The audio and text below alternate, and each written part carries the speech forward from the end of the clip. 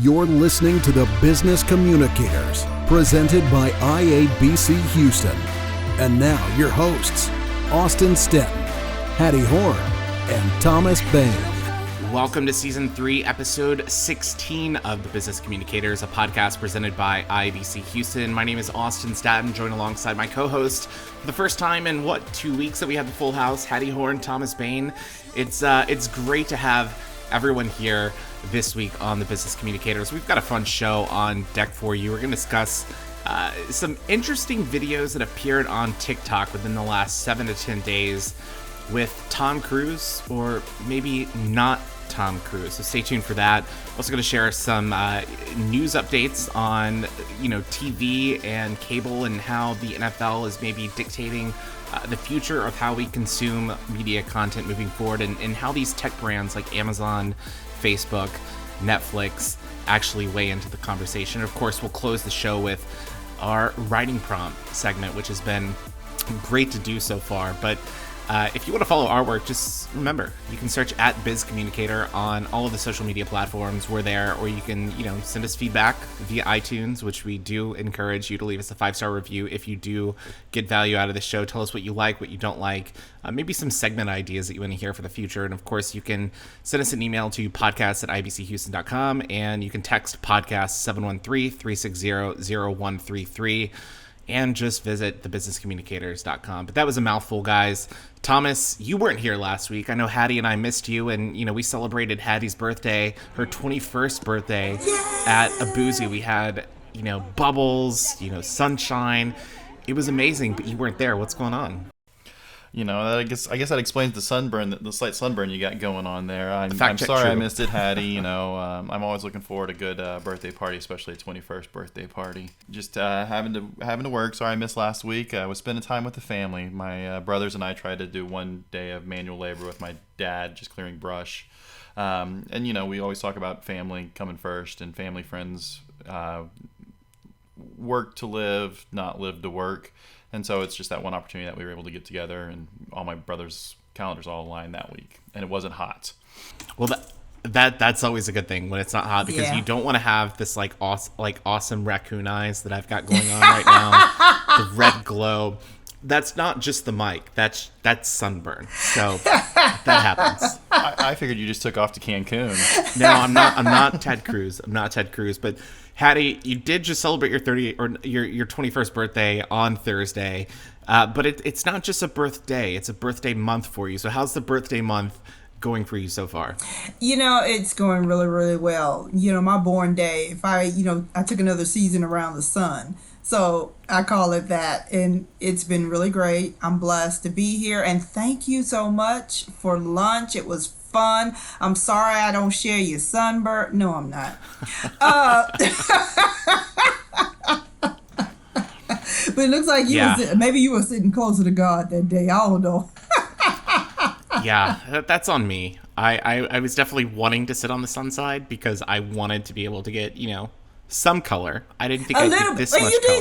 You did good. Yeah. You did good. Well, hopefully it evens out over the next few days. But we did mention at the top of the show how we always encourage feedback for the podcast, and we want to hear from listeners, and we had some really great feedback from last week's episode with Mark Morrison. And of course, Mark is a friend of the show and a great guest, and it was a lot of fun to discuss the photography and the creative side of communications. And we actually had a comment that was sent in to us from Matt Castile on LinkedIn. And Matt, thank you so much for listening and leaving your thoughts on the show. But he said, "Thank you all. This episode dropped at the perfect time in relation to my growth in the realm of communications. The first couple of years spent in my new career found me focused heavily on video.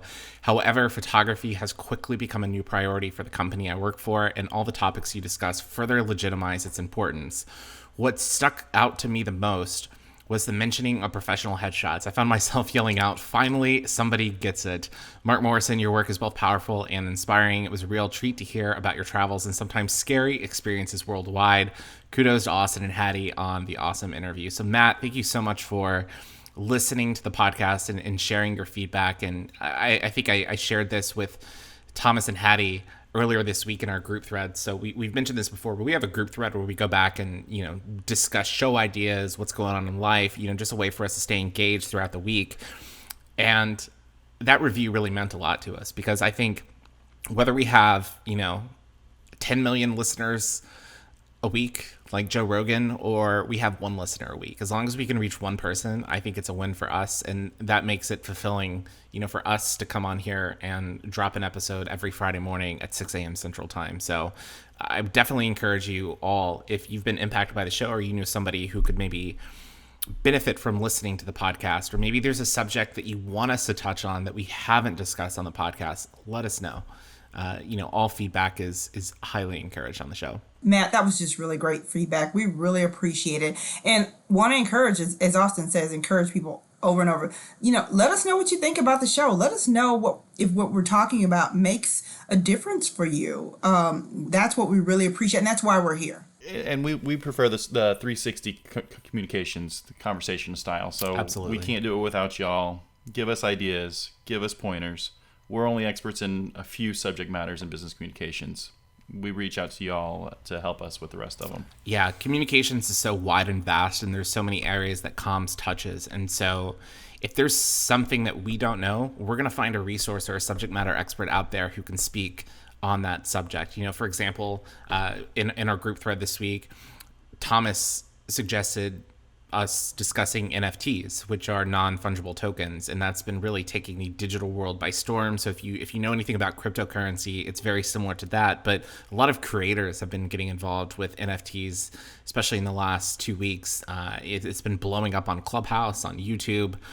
But we're not the subject matter experts on NFTs, so we're going to reach out to someone who is, and that's what we want to do for you. We want to, if there's something out there that you want to learn more about, we're going to find that connection to make that conversation happen. So, this is not a show about Austin, Thomas, and Hattie. This is a show about you, the communications professionals, the business communicators out there in the world. So just keep that in mind. But guys, I don't know if you saw this story about Tom Cruise that has been going absolutely wild on social media. And I think our audience knows that I have a fascination for TikTok. And I will be up until 1, 2 o'clock in the morning watching TikTok videos. My primary content is dog and cat videos. Love the animal content. It just brings the spirit up a little bit more. But on my For You page, I saw this video of what I thought was Tom Cruise. And it looked like Tom Cruise. It sounded like Tom Cruise. The mannerisms looked like Tom Cruise. But it wasn't Tom Cruise. It was a deep fake of Tom Cruise. And for those of you that have no idea what we're talking about, I hope that you're watching this segment on YouTube right now, because we're going to go ahead and drop the clip in right now. And if you're not watching on YouTube, at least listen to the voice, the tone, the voice inflections. So without further ado, here's the clip. What's up, TikTok? You guys cool if I play some sports?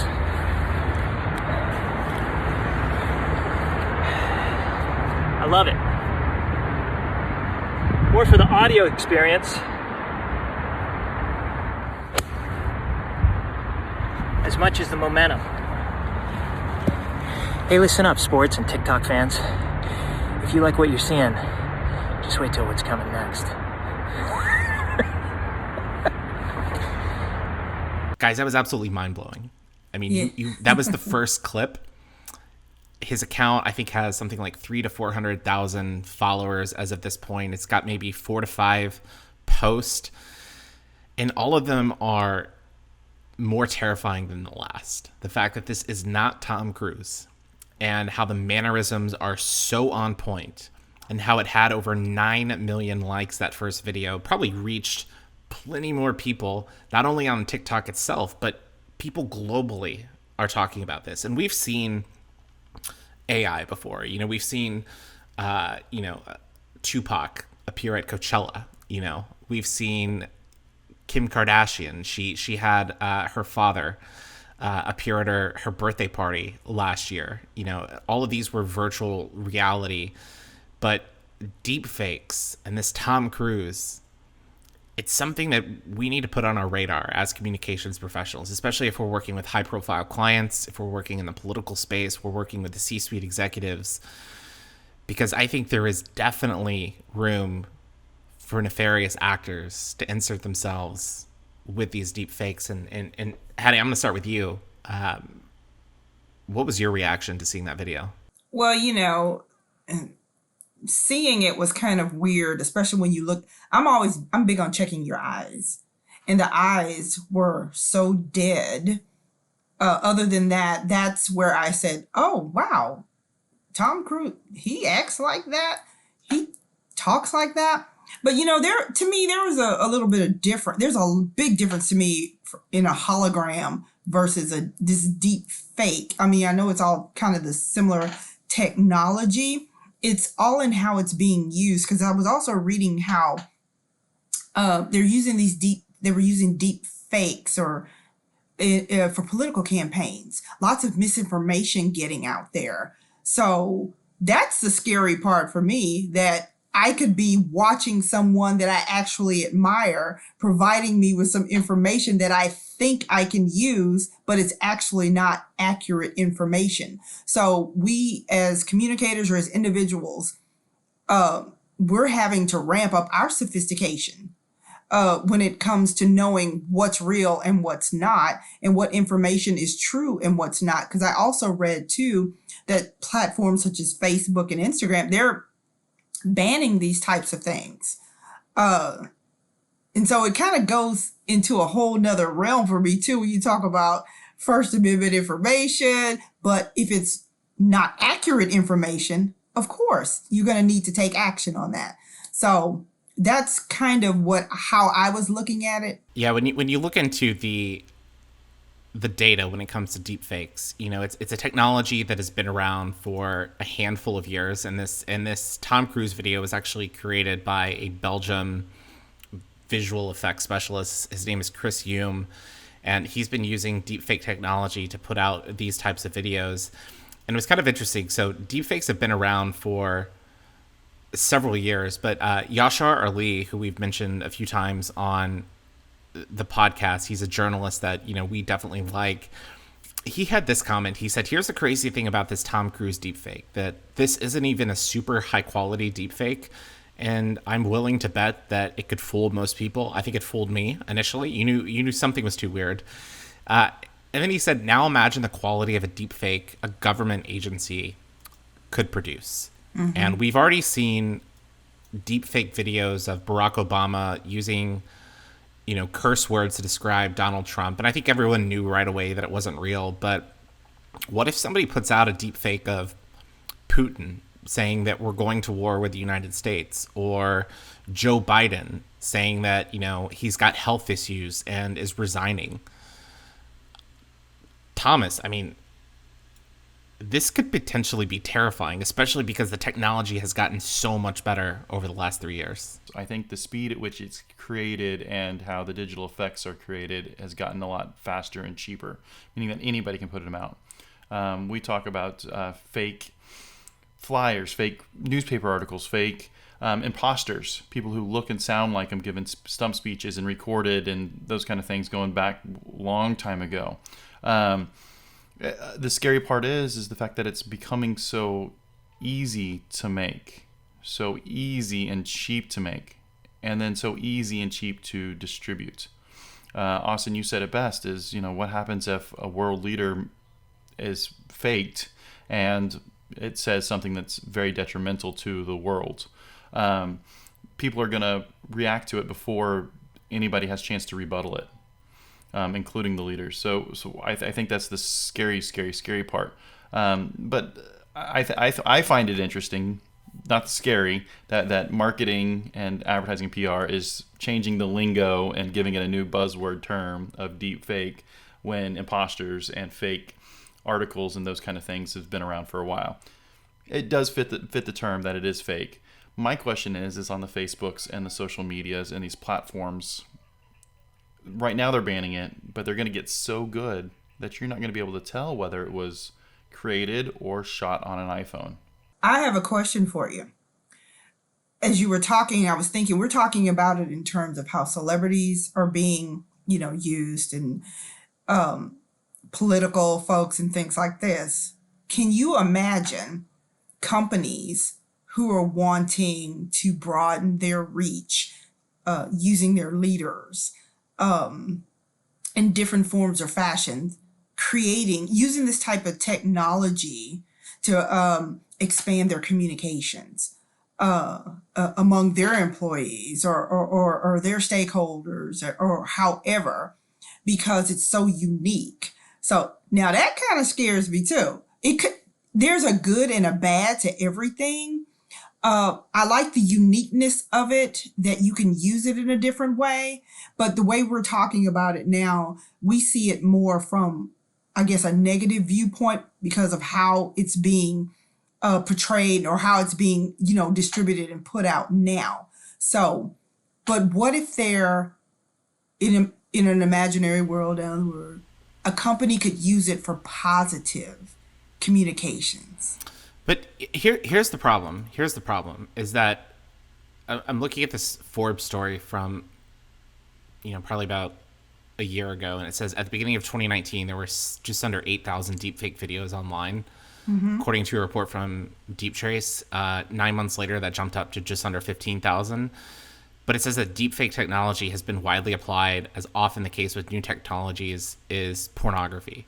And it said as of September 2019, 96% of deepfake videos online were pornographic.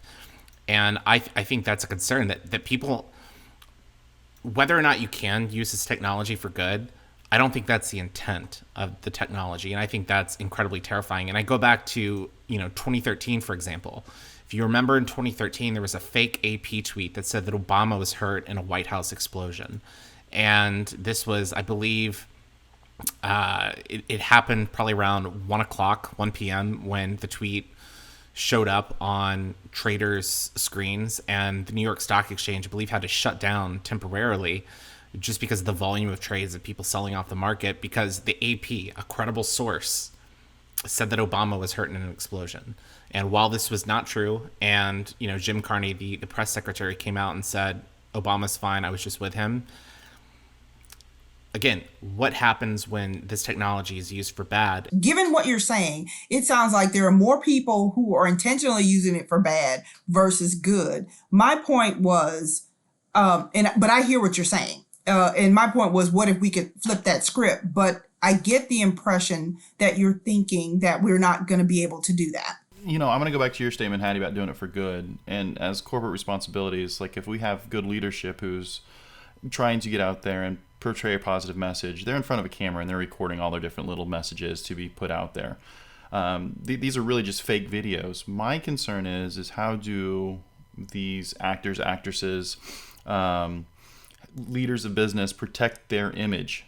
Because to the point, does Tom Cruise know that's going on? Now, what if it showed Tom Cruise doing something nefarious or pornographic?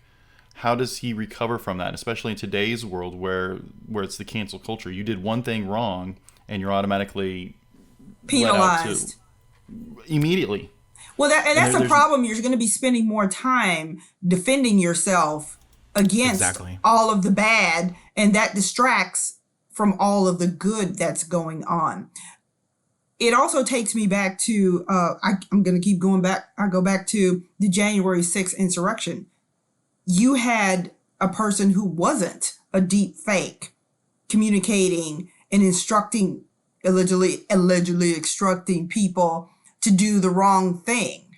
So in a completely different world down the road, people are going to take it. It sounds like people are going to take advantage of that and start using this particular technology to continue that particular route to incite people, get them all caught up into the negative.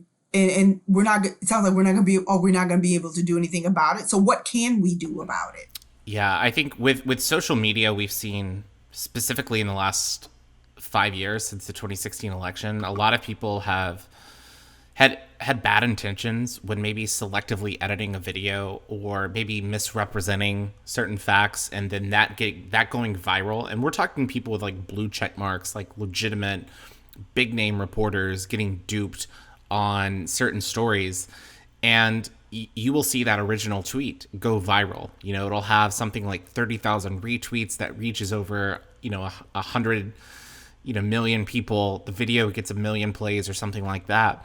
And then when they realize that they didn't have the full story and that maybe it is inaccurate, they will issue a tweet below it following up saying, hey, I just found out that this is not real, or I just learned more information that, this isn't quite accurate.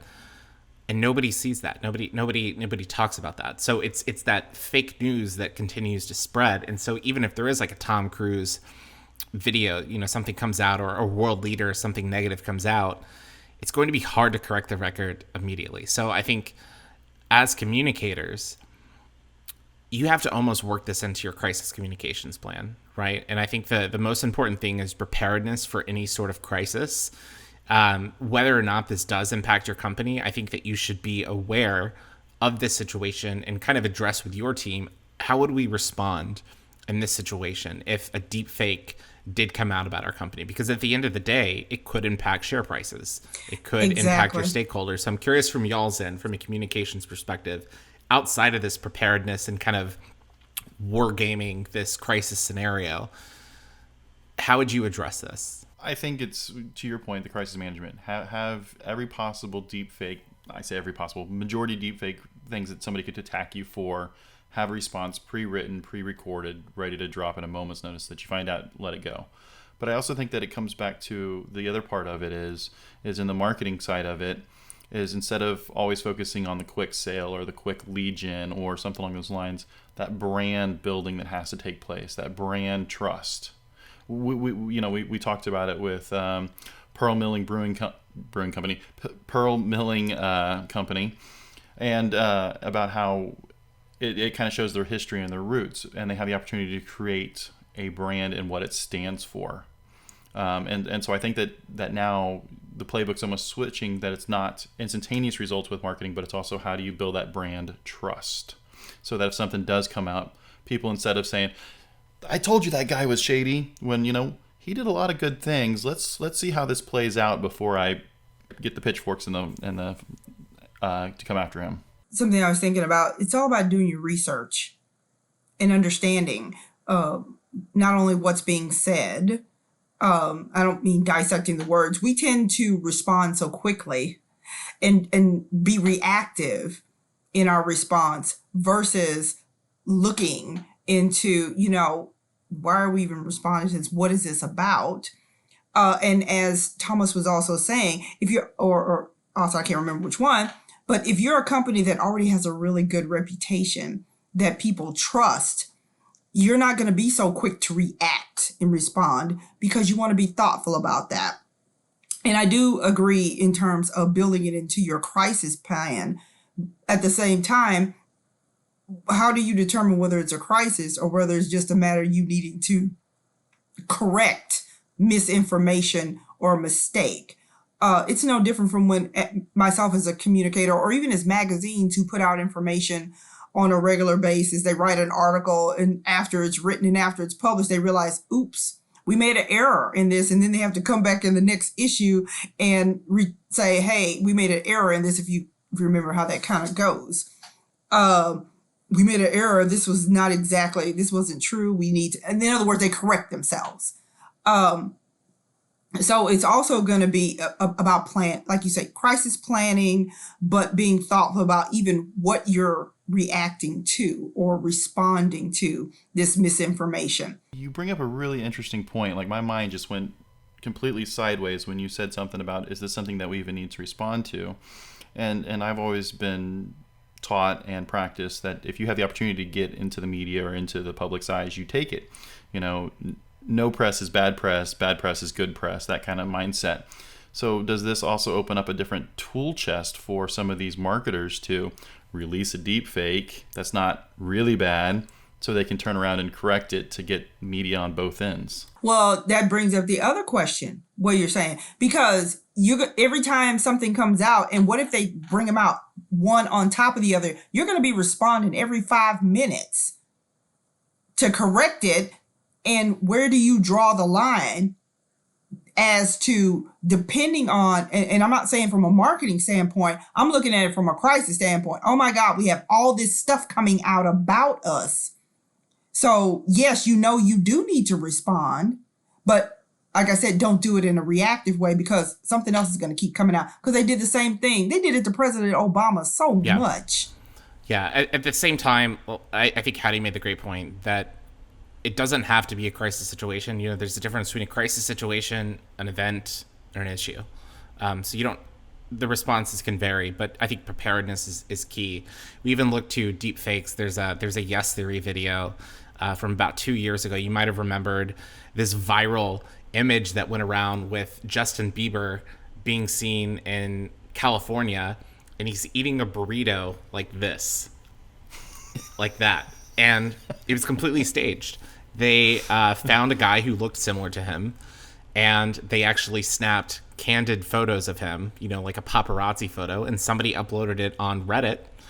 It became trending as the #1 item on Reddit, and it went viral on the news outlets. It was covered on Good Morning America, Today, all of these shows.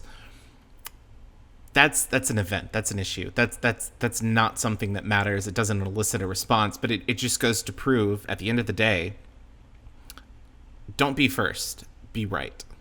And I think that is the most important takeaway that we can have. And so I think deepfakes are going to be interesting to follow as the technology emerges and how communicators, kind of prepare themselves and their teams for maybe using this for good, maybe responding to it. Whether you're undecided on the issue or not, it's still incredibly fascinating. And the bottom line is you can't ignore it. Exactly. I'm sorry I'm laughing. I'm just having a flashback of an IABC meeting where we had the head of the NASA program coming in to land on Mars, and we were all talking about the different things, and somebody made an offhand comment about, I'm really looking forward to when we land on Mars. Think of all the technologies advancements that's been made in Adobe since the landing on the moon. and everybody knew it was 100% just tongue-in-cheek, but it's that same concept. It is what's real, what's fake. As consumers, we should take a step back, think about it, then make our decision. As businesses, let's think about how to handle any sort of those things. Is it a crisis? Is it an issue? Is it just an opportunity? And then how do we craft responses for that? But I still think that it's going to start with a whole lot of brand building, trust building as a company. Doing what you say you do, not just slapping up the mission statement saying, hey, look, we did all this stuff. No, but actually living it up, building that brand equity, building that brand bank account so that if a deepfake is released about your company or your executives or anything, you have some time to truly craft a valid response back. Yeah, actions speak louder at the end of the day. Actions speak louder than words at the end of the day. So that's really important to remember. And you, Thomas, you just mentioned brands.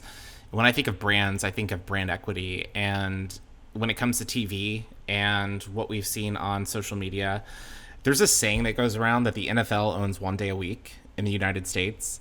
And I think it's 100% accurate. We saw deepfakes with Vince Lombardi in the Super Bowl ads. And now this past week, there's been talks of the NFL TV situation. And for those of you that don't follow this, the NFL currently is broadcasted on ESPN and ABC for for Monday Night Football games, CBS and Fox for the main Sunday games, and then NBC for the Sunday night games. And those TV rights and contracts are coming under negotiations right now. And we've seen Amazon kind of insert itself into Thursday Night Football over the past few years.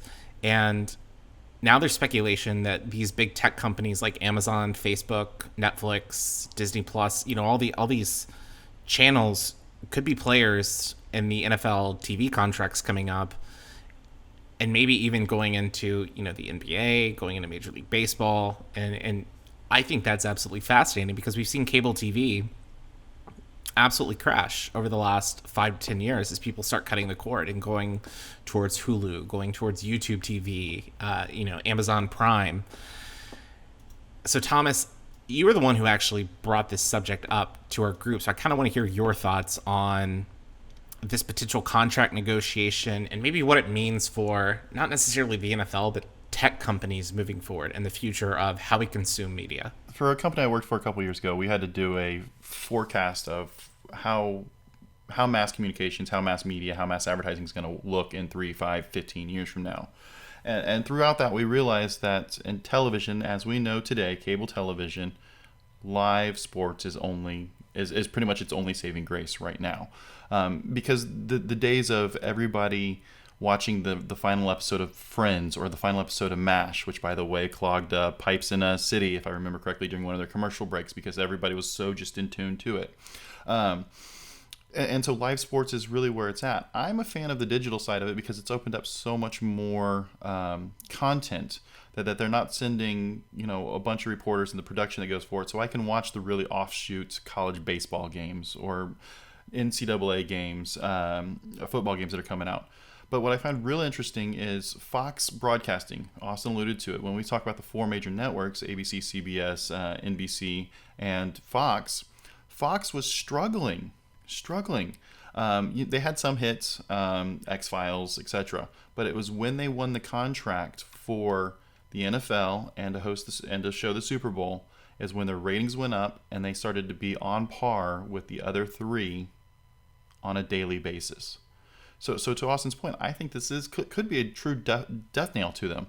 Is if Amazon is able to go in and create the television angles and the reporters and the sideline reporters and the color commentary, etc., then the broadcastings are going away. But you're seeing the broadcasting companies do that anyway with the creation of Peacock and Fox Plus, etc.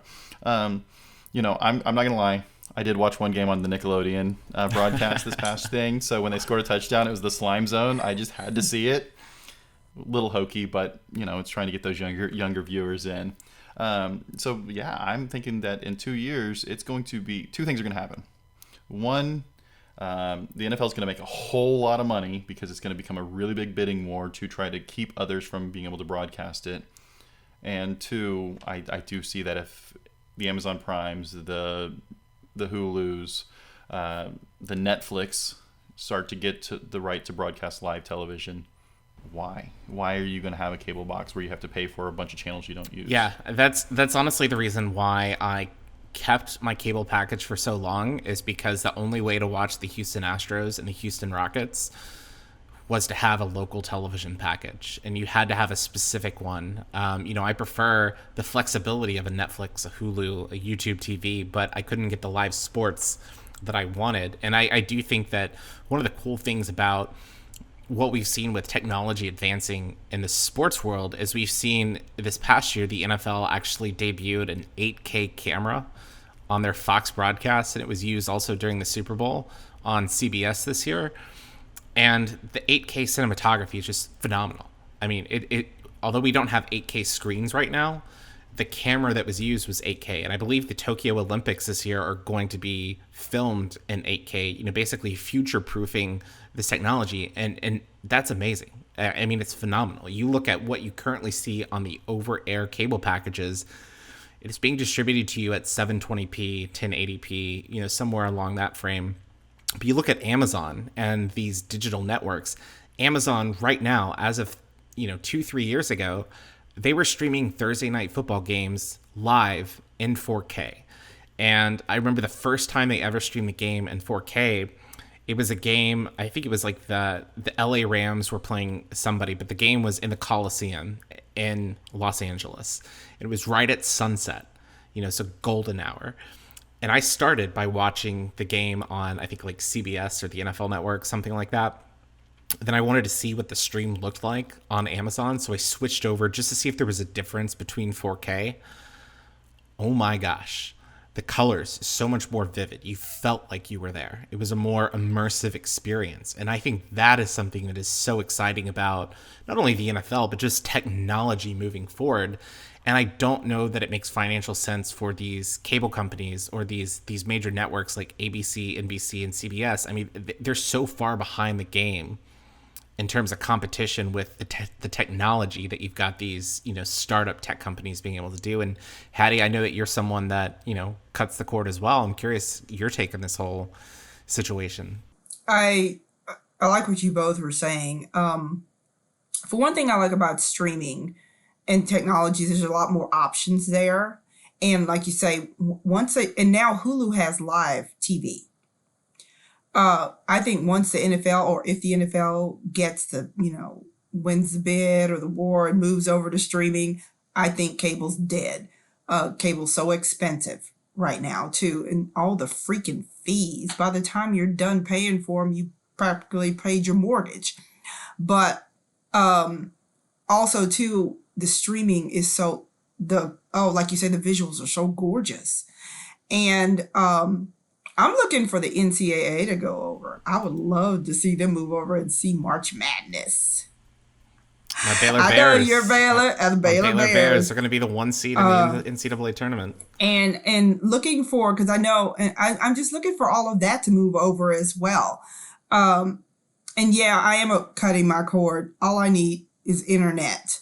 But again, I'm also a visual person. And I love the options. So moving sports over there makes sense to me.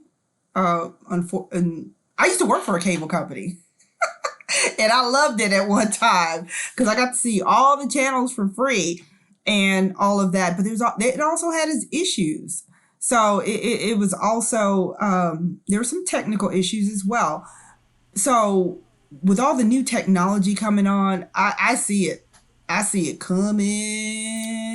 Yeah. And Thomas, we look at the way our lifestyle habits have changed. You mentioned the series finale of MASH and then the series finale of Friends, and how that was like a must-see event. That's probably you know what? I have never seen that show. Friends. I was gonna say Friends or MASH. Which one? Well, Friends. I watch MASH, but there was this thing that we used to say. They don't have any black friends, so there's no need for me to see it. I've never seen it either. To be fair, it was before my time. But on that note, though, now everything is like on-demand content or DVR'd, and so you can go watch it at your own leisure. You don't have to, be at home at 7:00 on a Thursday night to go see it. Thomas, is like the on-demand angle really shaping the future of technology, our viewing habits shaping the future as well? I think so, but I want to go back first to your 4K because I heard about the NFL or NHL playing a game on Lake Tahoe. Yeah. No fans, and they said the background was just, and I looked at it, I'm like, you kind of like, I want to go there now because it was just so stunningly beautiful. But I think one of the challenges that we were talking about is the distribution. We talk about the price tags that come with just the rights to show it. I'm wondering if the NFL is going to produce the content and then just sell the content off, or if Amazon or whoever buys it is going to have to pay for the cameras, pay for the things, pay for everything else like that. Right now, Amazon, all of them are kind of riding the coattails of everything that's been previously built. We talk about 4K. I know that a lot of the networks are shooting in 4K. The challenge is it has to go through the cable provider, and their pipes are only at a 720 or 1080 or F that at times. And then it comes to our TVs, which are about 4K, so the 8K won't even show there, but there is that upgrade from it. But because the limiting factor is that 1080, we will never get more than 1080. And so I think it's real interesting to see the direct to consumer. There's not that middleman from there. And you're seeing it in big brands as well. Your Nikes, who are no longer selling to or selling as much to the different retail companies, and they're selling directly to the customer. If I wanted to go buy a Nike shoe, I can go on to Nike.com, buy my shoe right now. So yeah, I think that's interesting. I forgot where I was going with that. Well, that's totally fine. I mean, it's going to be fascinating to follow over the next few years, just to see how far cutting the cord actually does go, and whether these cable companies do exist in 5 to 10 years. I'm curious for our listeners out there, and feel free to drop this in the comments below, whether you're watching this on LinkedIn, whether you're watching this on YouTube, or if you're listening to it, leave us a review on iTunes or shoot us an email. How do you consume media right now? How are you viewing things? Do you prefer that on-demand content, or do you prefer just having a bulk cable package or the a la carte options? I think going back to your original question was about current viewer habits, and as you have it, I think that fear of missing out is really what it boils down to. It is the water cooler talk the next day. Hey, did you see the end of MASH? Hey, did you see the end of Friends? Hey, did you see that play in the third quarter where Patrick Mahomes was getting knocked over and threw a touchdown with his wrong hand? I think a lot of pro sports, the ones that were going back, yes, people were watching them, but there was not as much buzz around it because there was not the, hey, at the office the next day, hey, Hattie, did you see Emmanuel Sanders at the Saints last night? Past guest. And so I think as long as you can watch it and you can stay current with your friends and stay current with everything like that, and there's not too many friends that are doing the spoilers. I used to watch a lot of the Premier League soccer and the Champions League soccer, and I had a friend of mine who would try to tape them, and we'd always email him or text him the wrong score of the game, like, hey man, did you see that goal and such? And he'd text back when he was actually sitting down to watch it, being like, what game were y'all watching? And we're like, we're just messing with you. Because he was so far behind the rest of us for watching it live. Well, he didn't have a fear of missing out then. but that's also where social media comes into play too. I think social media has allowed us to engage with the content in a completely different way. That second screen phenomena. I mean, I watch all games with my iPad. I watch big shows with my iPad because I want to see the commentary that's going on with that. So yeah, drop us some feedback on how you consume media in the comments below, and we'll share some of the responses on an upcoming episode of the podcast. But guys, to close out the show, this is going to be our third straight week of doing the writing prompts, and the first time that we've had all three of us.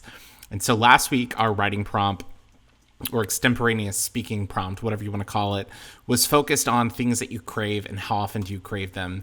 And we had some pretty straightforward feedback. Amanda Swinez said that she's craving fresh hot coffee at least twice a day, and she craves time to drink the whole mug while it's actually hot and peace and quiet. She's got young kids, and so I totally hear where she's coming from. Then we had Haley Ross say freshly brewed hot coffee twice a day. So that seems to be a theme, coffee addicts that listen to the podcast. And then we had RB McKeon, who listens from Washington State, and she actually commented about Mark's. I guess she knows Mark Morrison, and she said, all those hours together and we've never shared a pizza, which is also my fave. Great interview, my friend. Keep sharing your talent to the world. So thank you all for the feedback for the Wednesday Wisdom segment. So Thomas, tell me when to stop. Now, stop. All right. Hattie, left or right? Right. All right, Thomas, 1, 2, or 3? You're going with 2. 2. All right, so the question for this week, for Wednesday Wisdom, what has been your greatest self-discovery? Hattie, I'm going to start with you. Woo! This year, I think my greatest self-discovery is I'm learning. I mean, I know who I am. I've always known who I am, so that really wasn't a discovery. But I just, that's kind of a tough question for me, because self-discovery, it's a lot for me. So I don't want to ramble. I'm going to move on to Thomas, and let me think about that for a second. I'm going to agree with Hattie that self-discovery is ever evolving. I feel like I discover something new, and I don't know if I can ever say one is greater than the other. I think because of this past year, I think personally I'm learning that I like simplicity, beautiful, well-crafted, simple press releases and communications, beautiful, well-crafted ads, beautiful, well-crafted NFL football plays. But I think because of the time, I think time is our greatest resource that we have. We either never have enough of it or we have too much of it. And I think we always go back to not having enough time of it. Everybody's at home. Oh, I'm going to have a new hobby, or I'm going to do this. For the people who didn't have kids, for the people with kids, it's like, I'm going to try not to kill my kid today. But in reality is you had more time that you were not commuting to work, or more time to read or take on a passion project. But then at the end of the day, you still found yourself finding an excuse to not do it till tomorrow. Or, hey, I want to do this and I want to do it for me. And it's one of those things that I just need to continue to say is there's no time like the present to do it, and then that will free up more time. Slow down to speed up. Yeah. And so that's probably my biggest thing is I like simple, and I realize that time is the greatest asset we have. How do we get more time? Yeah. I think for me it comes down, when it comes to self-discovery, is trusting in yourself. I think sometimes we are our own worst critics, and we are the harshest feedback givers of ourselves. So just trust in your skills, trust in the training that you have, and, you know, the people that you surround yourself with. And I think once you can trust in yourself, you can, you know, really embrace that self-confidence.